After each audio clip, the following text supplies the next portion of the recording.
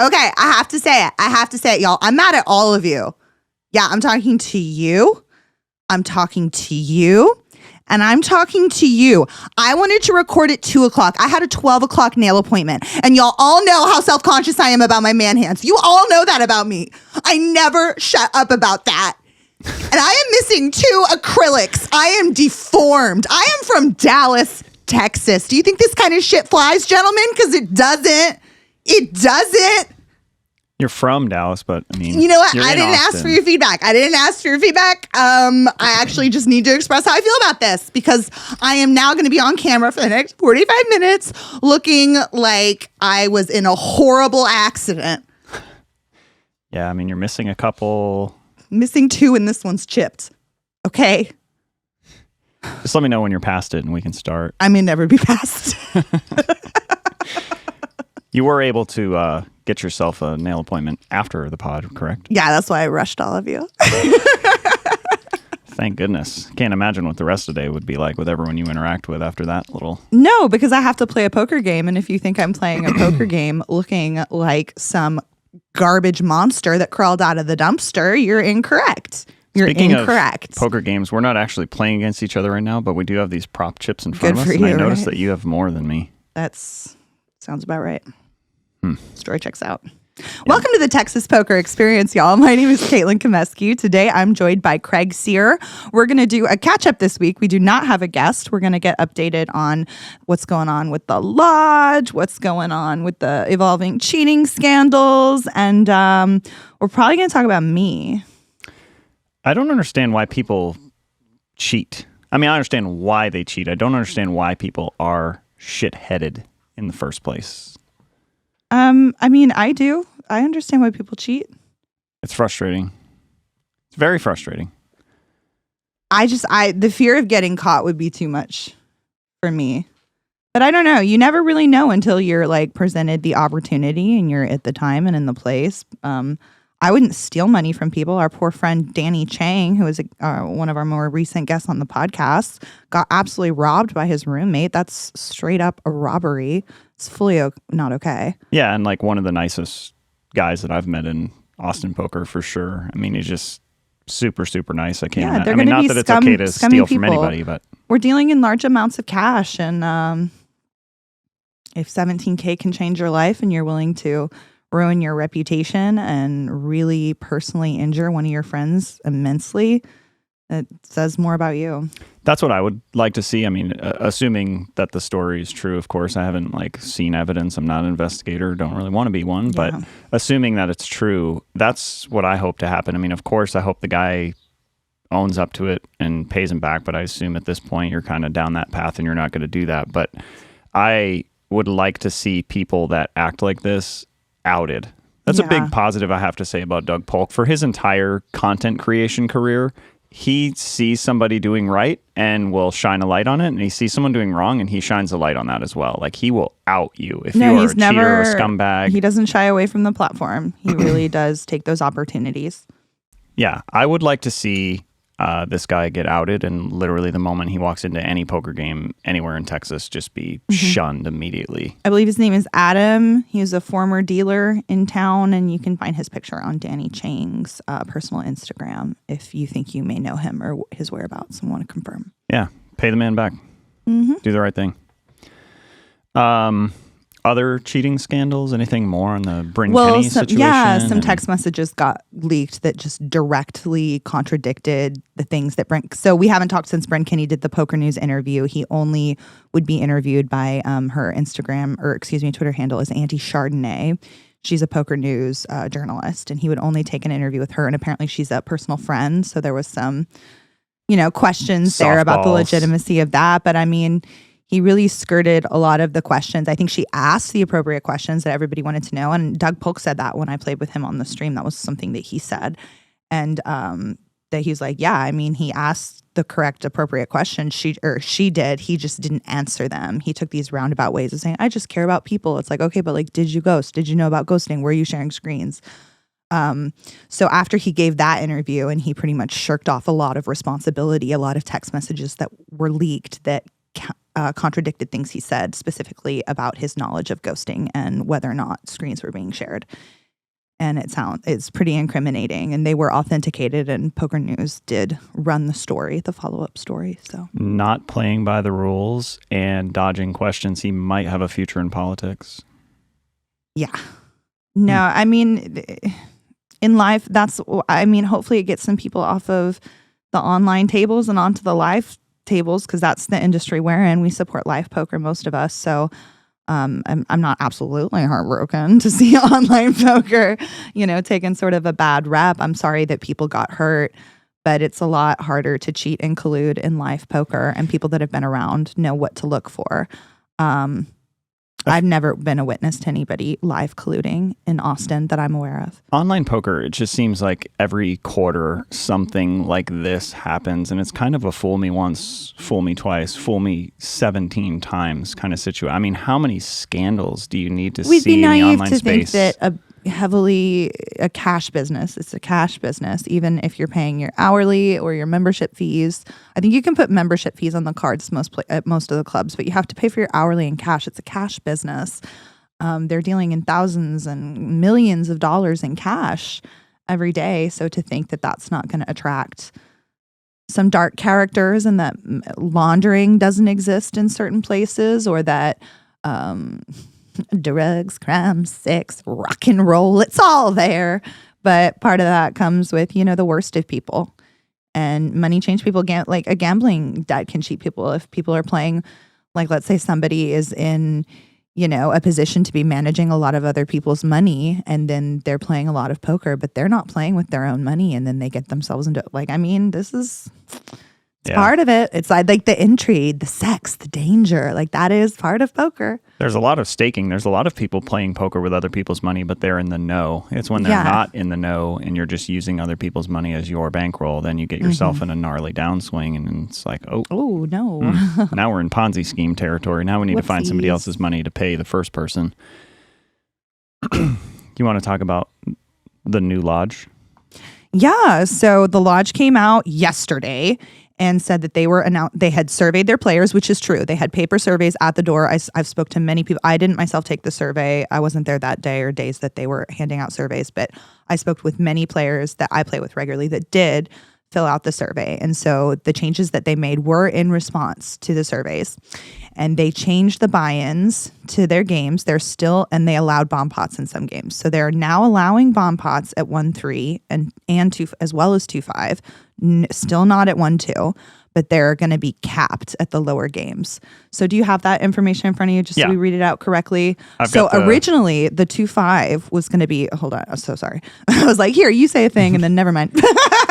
Well, so 1-2, there's been no changes, right? No bomb pots. No changes, still 300 cap. To 300 cap. That cap is constant. No matches stack, never was. So 1-2 is still the same game that it has been at the lodge for a while. 1-3, they've brought the bomb pots back. They brought the bomb pots back, but they took the match the stack element away. Now the game is a hard cap of $1,000. Okay. And they have a $500 cap in the bomb pots, which is, in my opinion... depending on how much the ante is, that's very low. But you know what? All these decisions are built to protect players. We're going to get into it. But the change that they went back on was for the 2-5 level. They originally said they were going to cap the buy-in at $1,500 for 2-5. And for those of y'all that don't play in the lodge 2-5s regularly, that game typically has an average stack size that's closer to between like 5 and 7. Like those games are very, very deep, to the point where I think some of the decision to cap that 2-5 game was to keep the 5-10 players playing 5-10, because historically in Austin, if you want to have a 5-10 game together, it's going to be uncapped. It's going to be, a very, very, very small player pool of people that want to play it, and they have to be organized. These games were not running organically before. There were certain days of the week where these games would pop off at certain clubs, and the lodge said, no, sir, we want them all here. And so I think that this change does reflect the desire to capture more of the high stakes business, which has been hiding in private games in different clubs throughout the week. And they're usually, gatekeepers or game runners that are controlling who has access to some of these games. Well, it was capped originally at 1,500. That and they lasted changed it about 18 hours. Yeah, they came up right this morning and they said, sorry, BB. Our bad. Tons of backlash in the online forums, the social media platforms, tons and tons and tons of backlash. And in person, from what I understand, a good friend of mine, Payam, was playing there yesterday. He was playing the 2-5, and he said there are a lot of good old boy regs at the table that were like, I mean, this is Texas poker. Texas poker is match the stack. That's what makes Texas poker great and special. Like really, really angry. He's not wrong. Voicing that. He's not wrong, because that's something we talked about. I actually went back yesterday. I had some work to do, and I said, I'm going to throw on a podcast. And rather than listen to, something I normally listen to, I went back and I listened to our very first episode, because we talked a lot about what makes Texas poker different than everywhere else. And Match the Stack was one of the main things. And 100%. Match the Stack is a total, as you know, Match better the than Stack most. and bomb pots. It is very, very much a different game when the game's Match the Stack. All of a sudden, you can't really make one mistake. It's really going to hurt if people are matching the stack, right? And Doug did accompany a statement with these changes, or that I think was it his Upswing newsletter that I saw people passing around. But the sentiment, the pull quote that everyone keeps saying is, match the stack is predatory. When you're sitting at a table and the weakest player at the table wins a big pot and everybody pulls out money to match them, that is predatory. And that is, so in a way, he's protecting his members as well as all the different levels of games. And it's not like these are his rules that he invented. Like, casinos put caps on games. They protect their games. They want to keep the games running longer too. It's a business. So to be naive about that is kind of silly.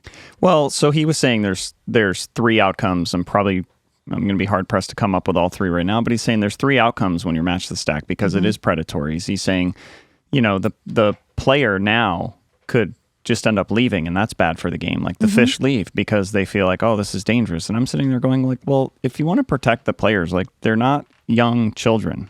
They can protect themselves. They are choosing to be there, knowing the rules of the game. If me specifically, okay, if someone wants to buy in $2,000 at a 1-2 game that I'm at because it's Match the Stack, and I have bought in for, say, I'm in the game for $400 or $500, and I've got $1,500 in front of me, and someone wants to buy in for $2,000. Now, one mistake, I could go to the felt for $1,500. I don't care to play poker for that much money on a regular basis, so I might just leave. And if someone says, and that's kind of what Doug's talking about, and that's bad for the game, and I say, you know what, then, that just is what it is. If someone that's currently buying $2,000 and they're in the game for $5,000, and they say, oh, you're just going to leave because I'm buying in $2,000? Yes, that is why I'm leaving. That's not the game I signed up for. I'm going to go play that game over there. I'm going to switch tables, or I'm going to go home. That was a thing that traditionally was one of the first times I started playing at the lodge. I noticed if I would play the 1-3s, if I would double up one of the short stacks, there would be people that would come over and buy in for $200-$300.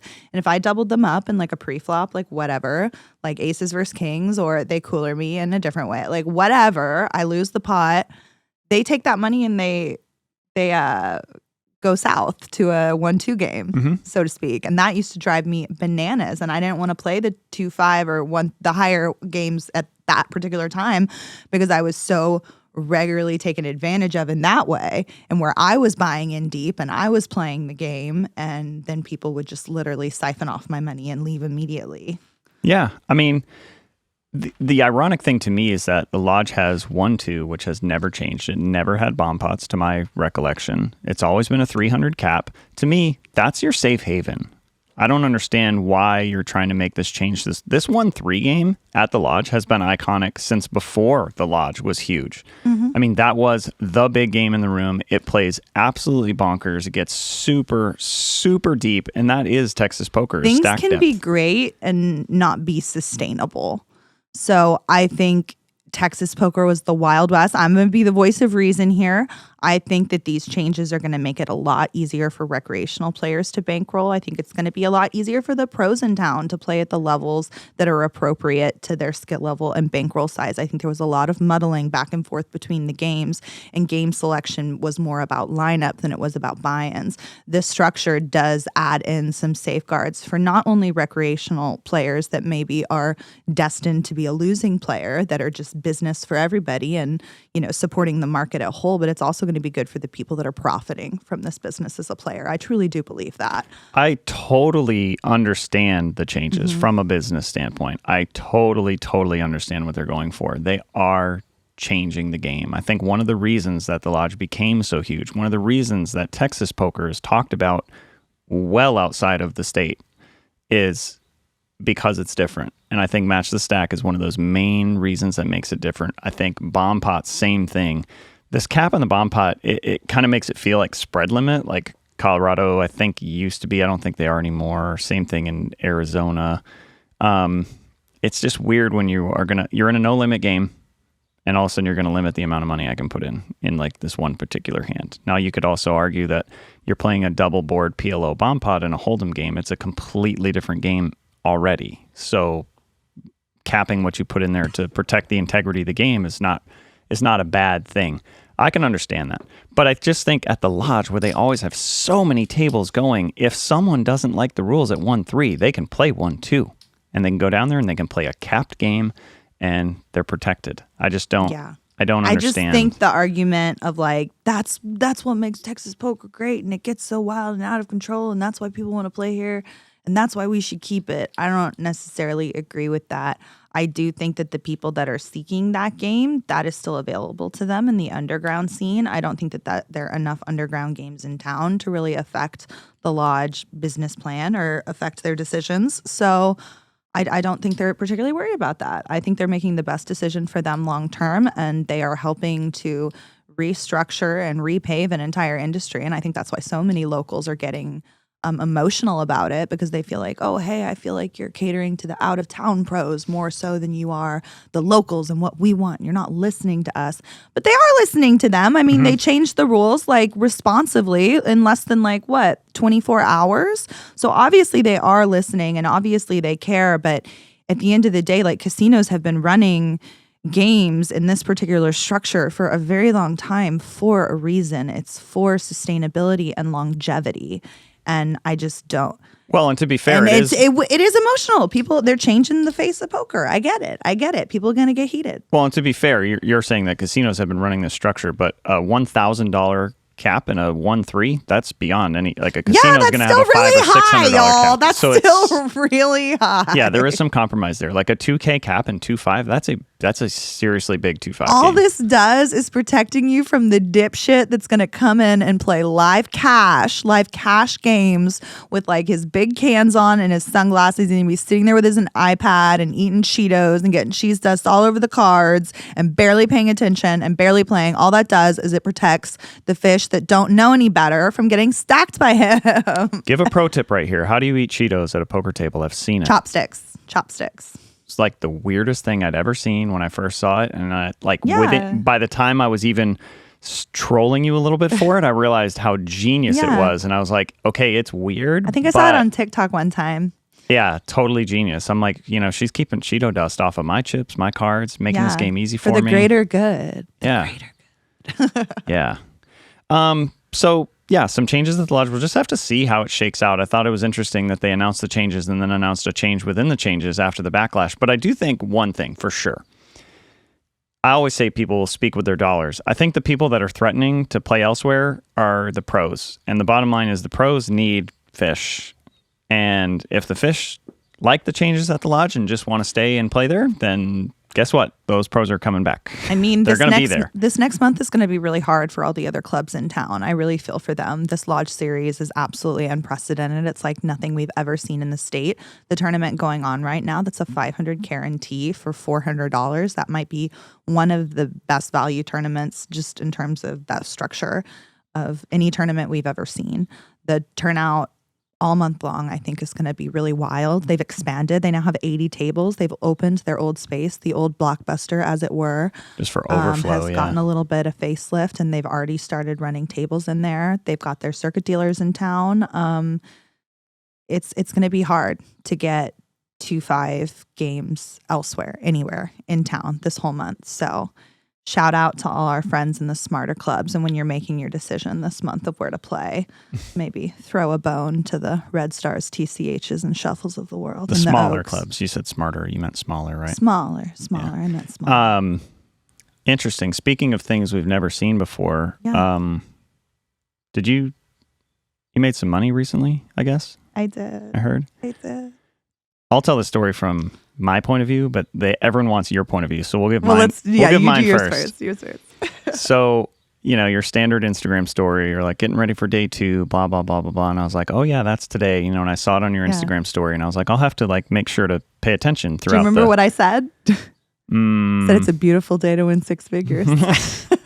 So, yeah, there was 100,000 up top, like just over 100,000, like $100,400 or something like that. And so I just remember being like, oh, I got to check in. And I was under the assumption that they would live stream the final table because they had in the past, not the last one, but they also didn't have their stream up and going when the last one ran. So I thought, okay, well, this will be cool. I always want to watch that if there's anyone I know in the space at all, like in the final table.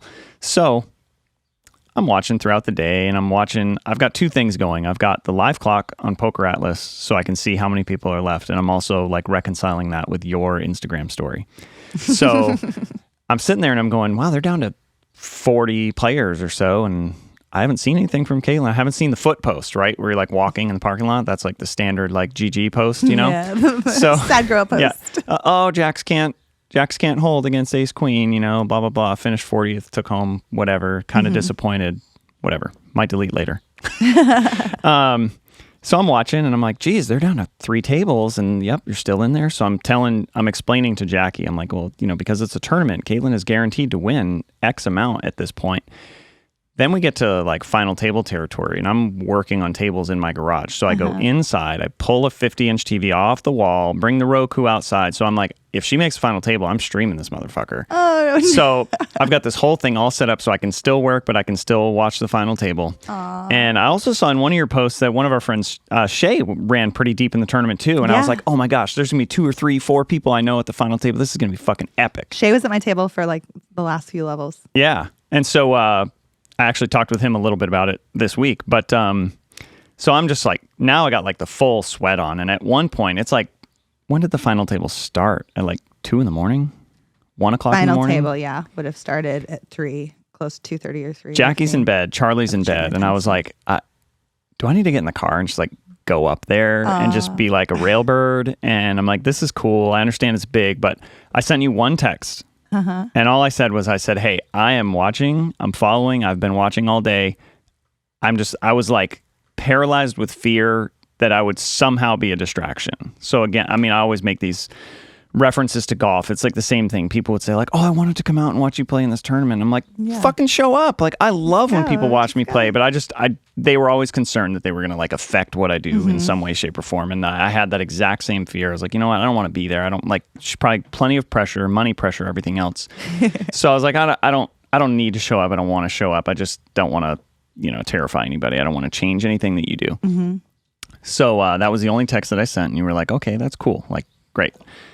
Then I found out they're not streaming the final table. I was like, fuck, I totally should have gotten in the car and gone up there. It's kind of late now. Who knows? Whatever. So I didn't go, but I was still following. And I kept seeing the live clock get paused. And I was like, they're talking chop. I'm like, I hope she doesn't do it. I hope she's a badass and says no. And then next thing I know, it's like, okay, they're still playing. So they're still playing. And it's like, okay, down to 5. She's still in there. And I'm like, keep looking at how much you got locked up. I'm sure you're doing the same thing. Down to 4, down to 3. Next thing you know, your head's up and the clock's paused. And I'm like, this could be paused because they're bringing out the whatever. But still no chops. They're still playing. And I'm like, this is fucking awesome. I very large amount of regret not going up and watching this happen. I'm sure it was just electric. I bet the energy was amazing. I don't know how many people were watching, how many people were on the rail. So give us your side. All right. So I'll tell the long version. I'll start at the very beginning.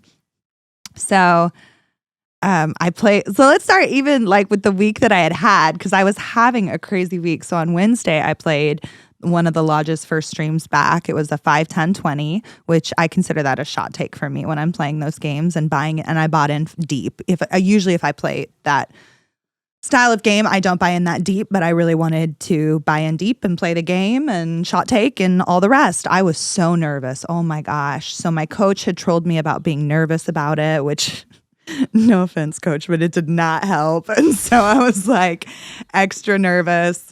and I'm like sitting there in front of Doug, and then I was like, I made a joke about my tits really early on, and like the mic picked it up, so I'm getting like texts from 3 or 4 people like, I just heard you say tits really loudly in front of Doug Polk, and I'm like, that's me. So I just like, I made a bunch of mistakes. Like I cold called a 3-bet from Doug mother friggin' Polk from the small blind with 8-8. Like we weren't necessarily playing like elite poker out there, but I brought my personality. Hopefully they'll have me back and give me another chance to run again. The bluff I ran through DQ was 6-7, and I honestly don't know that I would play that hand any differently. I don't necessarily hate being caught with 7 high. I think DQ didn't think I was capable of bluffs before, so that isn't necessarily the worst thing long term. Anyway, so I finished the stream, but I'm like, okay, I got through it. I didn't shit my pants and vomit. It's fine. The very next day I went and I played the day one of the tournament, and I bagged first bullet. Nice. In the first level, I won the first hand I played for a couple thou, feeling good, and my momentum really didn't stop after that. In the first level, I flopped a set of 6s versus top 2. For someone's whole stack. So I had over 100K in the first level on day one, and I never really fell below 100K the rest of the day. And you I bagged ended like up 240? 240. Yeah. So then towards the end, I did one sort of almost like kamikaze move where I was up against Old Man Coffee, and I had ace 4 suited, and take him out to pasture. I 3-bet him from the blind, and he called, and then. Or no, he 3-bet me and I called. I don't remember the pre-flop action. Whatever. The post-flop was what was more important. But anyway, so I decided to check raise the flop. I'm out of position. I check raised the flop, gutter. I had 2-5 on the board, like straight gutter. That's all I have. 1 spade on the board, and I check raise him. There are 2 clubs on the board. Turn is a king, and at this point was stacked up. So I'm like, really, like I feel like I either have to check give up or go all in here. And it's Old Man Coffee, so I go all in. I just lead the turn for all in, and he tanks for forever, and he calls me with a slightly better ace high. So the board is king. The turn was a king, and the original board was like deuce 5-10, right? And so his 8 is playing currently. So my outs are my gutter outs, my 3s, or the 4, and that's it. And he has clubs too.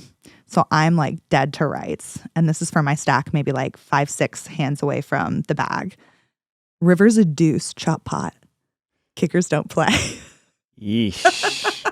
But I had to table that hand, so everyone at the table saw me do that. So the fact that I got that miracle Hail Mary, 2 hands later, I'm blind v blind, and I make a boat, and I almost get a full double up because the whole table just watched me kamikaze. Yeah. So that's the only reason I bagged anything over, 150 or whatever. I think we might need to reclassify that player. I don't think an Old Man Coffee calls off with ace high. He had he had clubs. He had the nut club draw. I suppose, but still, with 1 card to come, your tournament life, pretty wild. I think he just didn't want to get pushed around by me. I don't know, because he thought I was full of shit. He was right. Yeah. Old Man Coffees like to call. He liked to gamble too. Like we both were gambling our face off.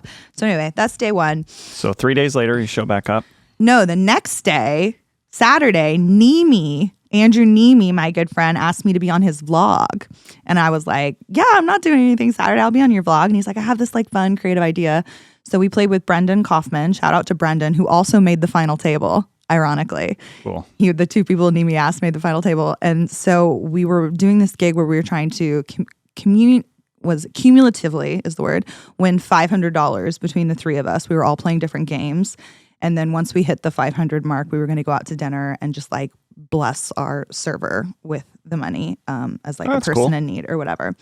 So I'm recording like selfies for Andrew's vlog, and I'm like literally talking about how I was stressed out about the stream, how I cold called Doug Polk, and how like I'm not feeling very good. I volunteer to play 1-2 because I lost, and I had lost, like 3K on the stream or whatever. I was like, you know what? The pressure of having to like actually win today for the bit and all that. Let's just play 1-2. Like and Brendan wanted to play 1-3, so I was like, perfect. So the ending result, and like hilariously, they were stuck the whole time. They were just, I guess they ran bad or like whatever. So they're like texting in the group chat that they're losing. I'm sitting there drinking White Claws, like like high-fiving all the 1-2 players. And you're playing Texas poker. They're playing poker. I'm like literally texting. I'm like, have y'all tried like flirting with everyone at the table? Like, is that not part of your repertoire? What's your blood alcohol right now? Ooh, 0. So anyway, we finally ended, and you can watch this with more detail on Neeme's vlog that comes out when it comes out. But Brendan won $40, Neeme won $70, and I won $458. And one hand toward the end, I like opened 3 8 of diamonds on the button. Like 0 fucks to give. I was like playing like a maniac. It was fun. Because I just wanted to get it over with. I was like, and these boys were just so frustrated. Anyway, so we went out to dinner. We gave our server, lovely man. I think his name was Zach, actually. Lovely man. And he was very, very grateful. He almost like started tearing up. But you can watch that all on the vlog. And they let me give it to him since I won the most money. Okay, so $500, was it like your bill was like 130 and just gave him 500, or was no, it like we gave him 500 in tip? cash. Like Neeme took us out to dinner. Thank you, Andrew. As like a thank you for helping him with his content, and then we just gave the waiter. Well, so I'm saying like the bill was paid like via card or whatever. Yeah, and then and then the 500 was just tip. Yeah, we just handed in 500 cash. Yeah, sick. Mm-hmm. That's pretty cool. So anyway, so then like that got me a little bit of my mojo back. So by the time I wake up on Sunday, I'm like, let's do this. So I decide I'm going to do a long shower energy, like fully like I'm getting in that champion's photo. Like I need to look my best, like 100%. So I blow dry my hair. I do like the full beat down, like pick an outfit I feel sassy but comfortable in. Like we're ready to go. As I'm walking out the door, I'm grabbing all like my lucky charms. I wear jewelry that like this is a peridot that's good for luck. I just like bought some crystal from a store. I had my old Pokemons. I had my Anderson Pokemon that Anderson had given to Aaron at the World Series for good luck when he was in the main event and needed a double. So those were sort of my pieces of those boys. And then I had my Jigglypuff, which is I used to carry around, and I battled many times. I lost one Jigglypuff, but this one Jigglypuff that was like in my purse was the one that I used to have every week when I organized my 2-5 games that were like really competitive and games, and it was just sort of like my battle scars. And then when I'm going out the door, I see the tray that you gave me for I have a private gig where I teach ladies how to play poker, and Craig, just to be a supportive, wonderful friend, he owns an event casino business. He just gave me a tray with chips and cards and a dealer buttons to get it started. So as I'm walking out the door, I see the extra dealer button just sitting by the door. So I grab that and I put that in my purse, and that was my piece of Craig. So you're part of my good luck. I didn't know that. That's awesome. I've been waiting to tell you. I wanted to tell you on camera. See your cute little dimples. That's cool. So yeah, anyway, so I'll try to speed this up now. So when I get there, I just like when I play tournaments, I'm not cash game Caitlin. I'm not drinking the White Claws. I'm not like razzing everybody. Like I literally put my sunglasses and my headphones on. Grinder mode engage. Grinder Caitlin mode engage. That's exactly what I said. And the music honestly was very key to me. Like I know people probably want to hear more like hands, but it's me. So you're going to hear about like the music and the lucky charms. I'd had a very positive tarot reading, by the way. Moon was in Taurus. My birthday's in a week. Like financial stability was coming my way, hunty. Oh, fuck. I didn't know that. Yes! Nobody had a chance. Nobody had a chance. Why did they even should have stayed home. They should have stayed home. Moon was in Taurus, bitch. There should have been like $450K of overlay for the lodge. God damn, I didn't know that you were in Taurus. I know. I mean, next time the moon is in Taurus, you've been warned. So the first playlist I put on, I'll just talk about the music a little because it was so key, was a playlist I made when I was like 22 or 23 that I titled like feel good songs. So there's a lot of like upbeat, like poppy, and then like show tunes. So I really like tapped into a younger version of myself that was like young and hungry and hopeful. And I like really did meditate on that and try to like be one with that energy. I know this is so yaya, and some poker players are gonna like roll their eyes, but it's truly just who I am.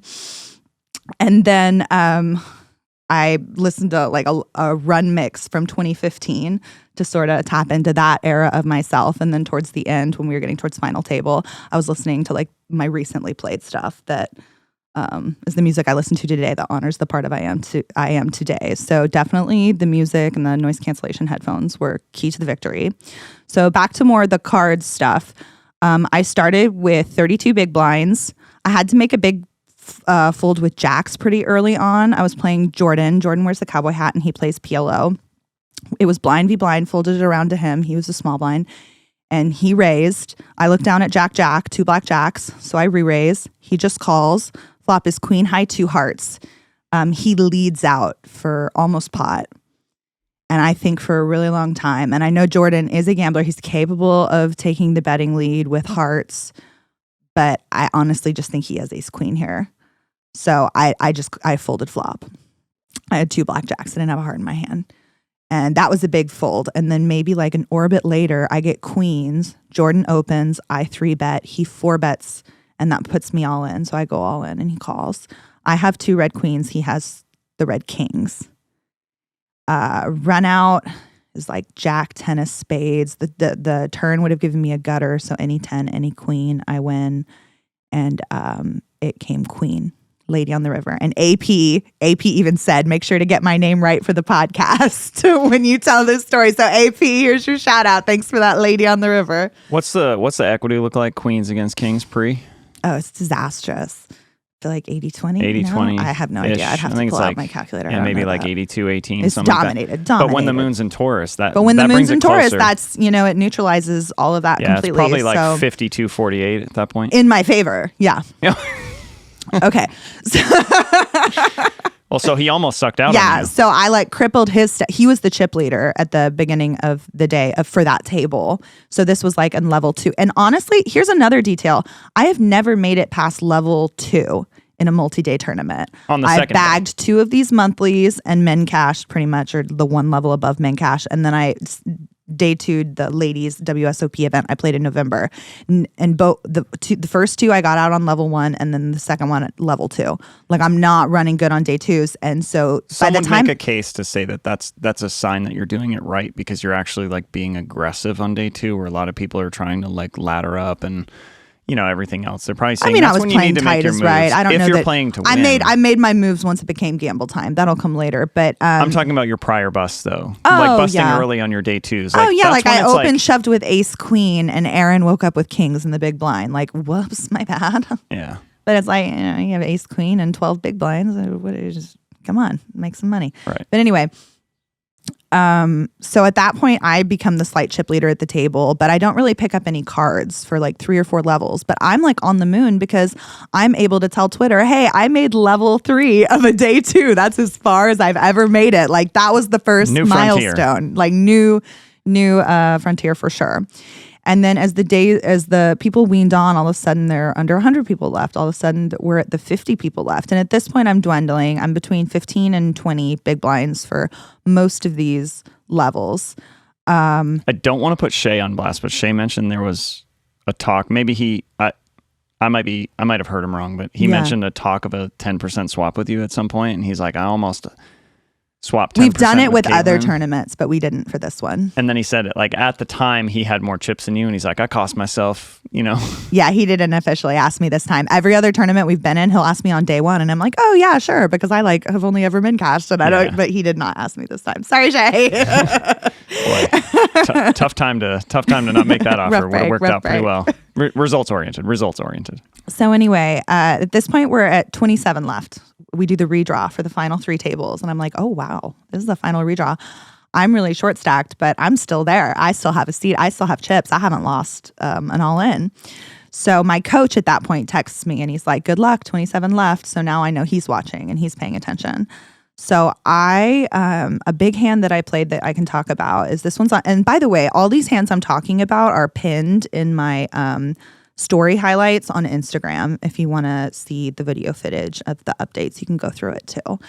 But anyway, I had a hand when we were at the final 3 tables where I opened queen 10 suited and I'm just called by the big blind.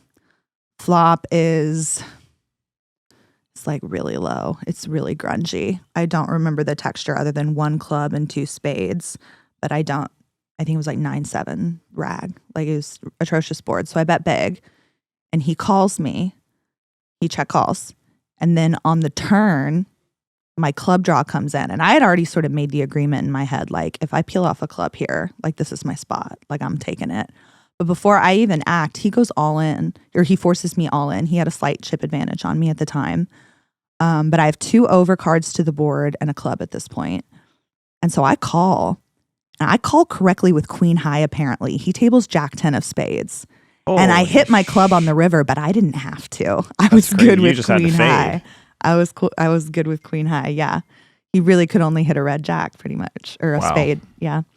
Anyway, so I win that hand, and all of a sudden I'm at the final table, and I'm in the picture. I'm the only one jumping up and down, and I'm the only one at the final table in for 1 bullet. No one cares, but I was, just in case anybody does. Like I'm just on the mood because I know like I already set so many bars, and by winning ninth place money was 9,500. That was already my biggest cash in poker, because my biggest score before this was in a cash game for under 8,000. So already by making ninth place, I have like eclipsed.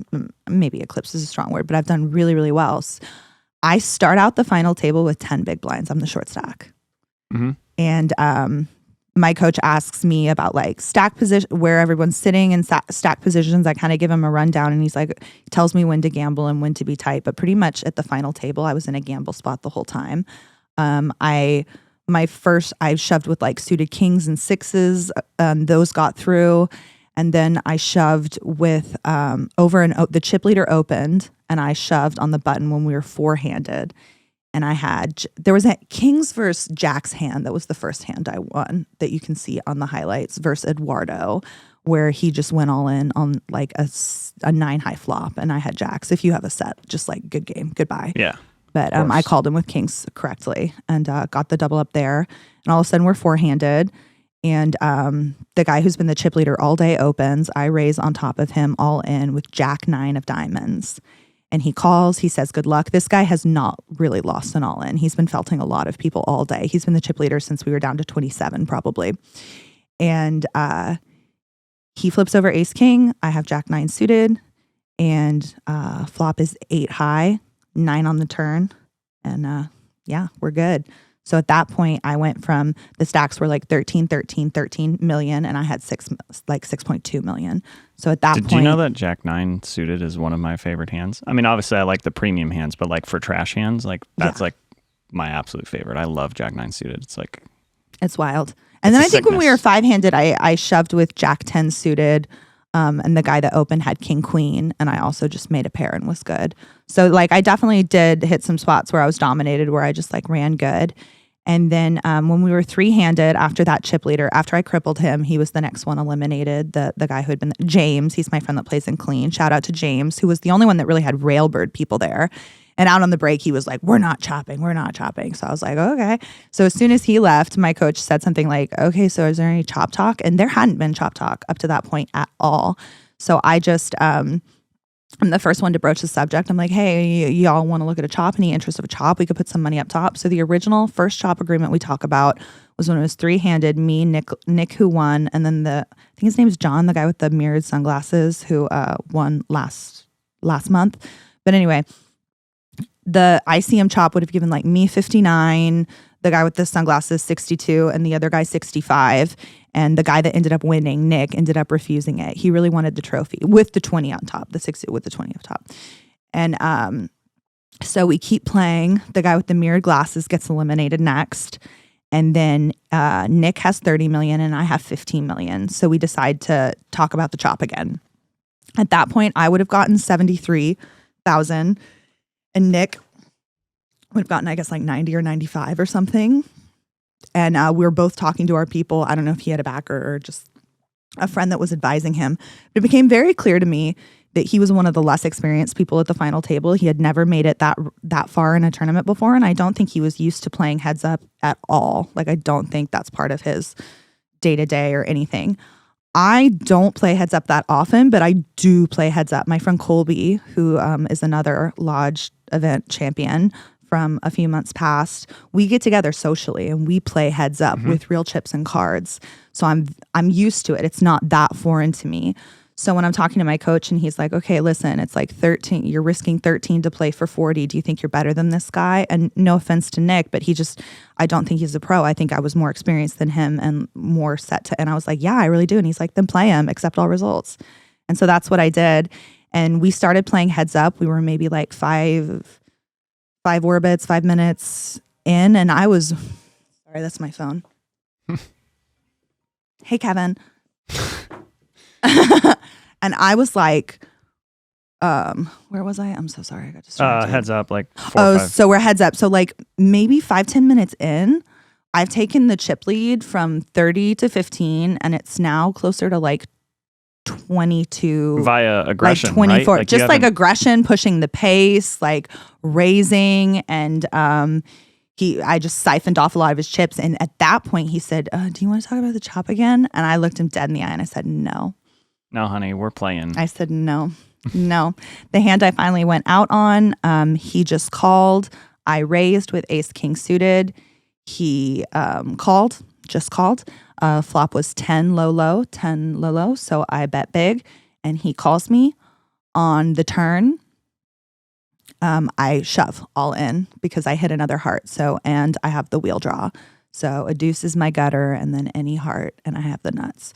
So I go all in, and he calls me, and he tables 10-6 offsuit, and the river is a deuce. So I make the wheel, but he makes it straight to the 6, and he wins $100K, and he does a very happy dance, and it was happy to see him. And I was happy when I was winning 9,500. So like, honestly, I didn't have like a bad attitude. I don't know, or like oh gosh, I could have gotten there for, or maybe it's if I didn't have any of that. I really didn't. I was just like, cool. I shot my shot, and I got second, and I started with the least amount of chips at the final table. Like I was the goddamn banshee, and I ran like a hero, and I'm happy to do it. And but to be fair, anyone who's ever made a deep run in a tournament, like you got to run good. Sam's mentioned it. Anyone that's ever won any big tournament, they all say like, geez, I ran so pure. It's like, a part of you it. have to. It's a part of it. But anyway, just like a heartfelt moment to say thank you to everyone who reached out to me, to wish me well and congratulate me and telling me things like I deserve it and I've worked hard for this. Those words really do touch my heart. Thank you. Thank you so much. You're included in this list of people. You do. Thank y'all so much. I do think it like legitimizes a lot of the way I've been spending my time. So that's good. It eases a financial burden that, you know, I now am appropriately rolled to play the games that I'm playing, and that's really exciting. just so you know that like the depth of your achievement, I've had a lot of like friends of mine and like listeners of the pod that don't know you as well as they know me or don't know you at all, and they're like reaching out to me and asking me for like details and like sending their congratulations along, and it's like that's pretty cool. I mean, again, golf parallels, like there's times where you're doing things and you're achieving things, and it's things that maybe on some level you expect, but you don't really realize how big it is and how much other people are sweating your work, which is really cool. It was really rewarding to be able to like at 4 a.m. text some of my best friends and be like, Sammy, Johnny, Kevin, Payam, I got second place. I won $60K. I did it. And of course, like all my good friends are men pretty much. So they're all just like, oh, cool. Shout out to Victoria Luna, who told me I was going to make the final table when I hung out with her on like Thursday night. So thanks also to I do have female support as well. Sherry, who reached out to me. How many of those Anastasia. people were still awake at 4 a.m? And Erica needs a shout out because she like took my picture and she was like really the only one there. Like, I mean, she was working. She was really railing me, but she was like my supportiveness there. Yeah. So yeah. I mean, I know. I think we need to get into this top 5 so that I can make my nail appointment and quit walking around like a gargoyle. But thanks for letting me tell the long version of the story. A lot of people have been wanting it. So now it's here. You have it. That's what happened. I am so happy. Thank you for your support. Top 5, harsh but fair. We'll wrap it up because we already did the hand review. We'll call the final hand kind of the hand review. There are plenty of hands in there. So top 5. I'm not going to have a whole lot to offer here, but your idea for top 5 was top 5 hottest guys at Red Star? Yeah. So yesterday I was playing at Red Star Social. We were playing 5-10. We were playing shorthanded the whole time. And these are guys I've played with many, many times and that I'm friendly with. So we talk about like personal preferences and different things like that. And they were asking me like who my type was and who I thought was really cute. Sometimes they make me play fuck, marry, kill with like 3 Austin pros. And I play the game, y'all. Like, no, I play the game. It's a fun game. It's a fun game to play. But anyway, so they were teasing me about who I was most attracted to and stuff. So I just thought it would be like a fun bit to do the top 5 hottest guys at Red Star Social. Okay. Okay, you have the list. You have to guide me. Okay, number 5, you had Scott. Scott. Oh my God, Zaddy. So Scott works out a lot, and he also occasionally has fits of anger, which is not always sexy, but like I'd be lying if I said like that raw masculinity didn't bring something to the table. He owns a successful construction business. Like, so number 5, Scotty. Does he play 5'10"? I thought he was like a... No, he was at the other table. Oh, okay. Okay. Number 4, Mac, your business partner for Double Down Casino events. That's he right. was in the box dealing yesterday at Red Star. He's got some like fun alternative tattoos. He's got some glasses. Yes, number 4, Mac. Yeah, he doesn't know if he like wants to be hipster, preppy. Like he's kind of nailing both. Right. He's it's called, balance, like He's a a little chameleon. Dialectical tension, if you will. I see you, Mac. He's a chameleon. 100%. A hot chameleon in your eyes. Oh, 100%. Okay. Daniel. Another dealer. Daniel Kim, right? Yeah. I assume that's what you're talking about. Yes. So he's a tall drink of Asian man with trendy hair. So we stand Daniel, and he's a total degen, absolute degenerate. So of course that's very cute as well. So shout out to Daniel. Number 3, right? We're on Number 3, yeah. Okay. Number 2, really getting to the top of it here. 2.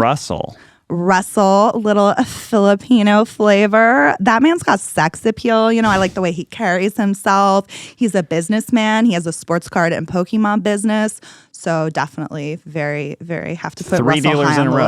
list. 4, 3, 2, all dealers. All dealers.